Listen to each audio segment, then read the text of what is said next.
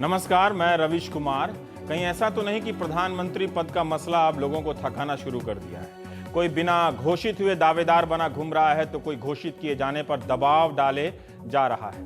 TV पर घंटों बहसों और राजनीतिक दलों के अनगिनत खंडनों के बावजूद प्रधानमंत्री पद के मसले का बेताल बीजेपी के संसदीय बोर्ड के कंधे से उतरकर बार बार पेड़ पर चढ़ी जाता है। इससे भी मेरी बात क्लियर नहीं हुई तो लूडो के सांप सीढ़ी खेल से आपको समझाता हूं। जैसे ही आपको लगता है कि मोदी 99 पर पहुंचकर अब 100 वाले खाने में प्रवेश करने वाले हैं, 99 पर बैठा सांप काट लेता है और वे सरक कर 5 पर आ जाते हैं। उधर से दूसरे दावेदार नीतीश 26 से सीढ़ी टपकर 97 पर चले जाते हैं।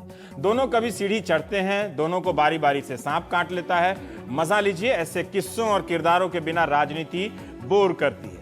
इसीलिए जब नीतीश कुमार के खेमे से यह आवाज आती है कि बीजेपी बताए उनका प्रधानमंत्री कौन है, तो बीजेपी संसदीय बोर्ड और समय आने का नाम जपने लगती है। बिहार के स्तर पर बीजेपी और जेडीयू के नेता रोज इस तरह की बयानबाजी कर रहे हैं। दिल्ली में 13-14 अप्रैल को जेडीयू की राष्ट्रीय कार्यकारिणी की बैठक के कारण यह मसला फिर से उपट गया है, जहां पार्टी नीतीश के व्यक्तिगत विचार को पार्टी की राय बनाने जा रही है। बेचैनी की वजह है कि संसदीय बोर्ड में आने के बाद नरेंद्र मोदी का जगह जगह पर भाषण। बीजेपी के कलराज मिश्र ने कहा है कि इसी वजह से नीतीश कुमार बेचैन हैं। आडवाणी जी को चुनना होता तो सबको स्वीकार हो गया होता। विजय गोयल के बाद कलराज के बयानों से आडवाणी जी भी इस विमर्श में एंट्री मार रहे हैं। पिछले ही हफ्ते बीजेपी ने अपने पदाधिकारियों को मना किया था कि वे अब उम्मीदवार कौन होगा इस पर बात ना करें। शिवराज सिंह चौहान ने तो यहां तक कहा कि बार बार प्रधानमंत्री की बात करने से बीजेपी का मजाक उड़ रहा है। नीतीश खेमे की तरफ से शिवानंद तिवारी ने भी मोदी को निशाना बनाया। तिवारी ने कहा कि मोदी प्रधानमंत्री बनने के लिए बेचैन है। वे खुद ही मान चुके हैं कि वो बीजेपी के प्रधानमंत्री पद के उम्मीदवार हैं। राजनाथ सिंह ने कहा है कि जेडीयू हमारी पुरानी सहयोगी है, हम समय पर फैसला लेंगे। इसी समय को लेकर अब बेचैनी बढ़ती जा रही है। 1 साल से यह मांग हवा में है, एनडीए की बैठक क्यों नहीं हुई? तब नरेंद्र मोदी संसदीय बोर्ड में नहीं थे, अब हैं तो अब क्यों नहीं बैठक हो रही है? जेडीयू की शर्त के बाद एनडीए की बैठक का क्या मतलब रह जाएगा? उद्धव ठाकरे तो जनवरी से एनडीए की बैठक की मांग कर रहे हैं। नीतीश कहते हैं कि चुनाव के साल में हम प्रवेश कर चुके हैं, वक्त कम है या नजदीक आते जा रहा है। जून 2012 में नीतीश ने इकोनॉमिक टाइम्स को एक इंटरव्यू दिया था जिसमें कहा था कि एनडीए को अपना उम्मीदवार पहले ही घोषित करना चाहिए। ऐसा नेता हो जो गठबंधन के हर दल को स्वीकार्य हो। मेरे लिए गठबंधन का नेता वो होना चाहिए जिसकी सेकुलर साख हो, वो होना चाहिए जिसे लोकतांत्रिक मूल्यों में विश्वास हो। पहले लगा कि नीतीश केंद्र और बीजेपी से साथ साथ मोल भाव कर रहे हैं। बीजेपी की हिचक की तरह उनकी भी इस शर्त का मजाक उड़ने लगा है। शायद इसीलिए वे अपनी गंभीरता साबित करना चाहते हैं कि बीजेपी नेता किसी को चुने, मगर किस प्रकार का नेता चुने उसका प्रिस्क्रिप्शन डॉक्टर की तरह हम बताएंगे। आज उद्धव ने कहा है कि बीजेपी पहले प्रधानमंत्री के उम्मीदवार पर फैसला करे, फिर हम भी फैसला करेंगे।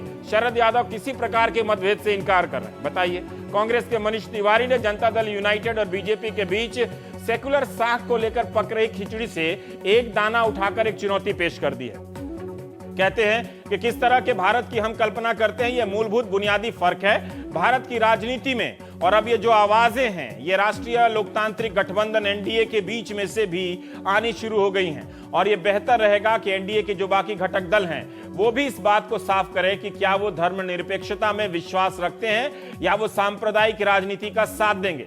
अगर कांग्रेस कहती है कि प्रधानमंत्री किसी भी दल का हो, सेक्युलर हो, तो बीजेपी जरूर कहती है कि कांग्रेस अपना छद्म सीडो सेक्युलरवाद तुष्टीकरण की नीति ना चलाए। जब नीतीश कहते हैं तो बीजेपी चुप हो जाती है। क्या नीतीश भी मुलायम, लालू, पासवान, मायावती, पवार की तरह गैर कांग्रेसवाद की राजनीति को छोड़ने वाले हैं? क्या जेडीयू की शर्त मोदी का रास्ता रोक देगी या बीजेपी गठबंधन के दबाव को छोड़कर अपने कार्यकर्ताओं के दबाव को मानेगी जिसमें मोदी सबसे ऊपर बताए जाते हैं? बीजेपी नया गठबंधन कहां से लाएगी? बंगाल में घोर राजनीतिक हिंसा के इस हफ्ते के दौरान राजनाथ और मोदी के कोलकाता में ममता के प्रति नरम रहने का क्या मतलब निकाला जाए?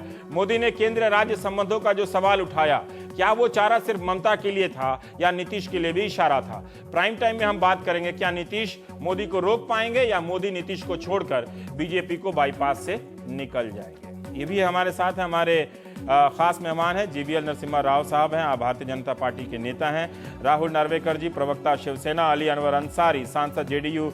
एनके सिंह, वरिष्ठ पत्रकार। शकील अहमद साहब हैं, कांग्रेस के प्रवक्ता।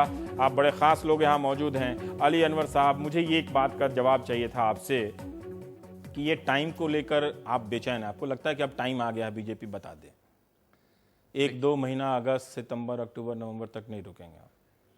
नहीं, देखिए ये टाइम तो हर चीज़ के लिए बहुत अहम होता है और ये लीडरशिप का काम होता है जी। हम लोगों की एग्जीक्यूटिव बैठने जा रही है। जाहिर है कि हम लोग देश के जो मौजूदा सियासी हालात हैं उसमें ये भी शामिल है जो आप कह रहे हैं, उस पर हम लोग गौर फिक्र करेंगे, अपनी राय देंगे। पर ये राय तो आप 1 साल से दे रहे हैं, जून 2012 से दे रहे हैं। नहीं, बहुत सारी उसमें और है ना?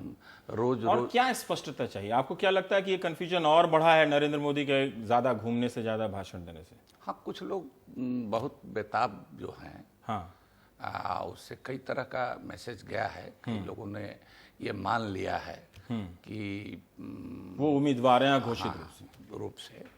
तो ये भी वजह है, जबकि ऐसा कुछ हुआ नहीं है। अगर वो है ही तो फिर क्या फर्क पड़ता है? अधिकृत रूप से नहीं है।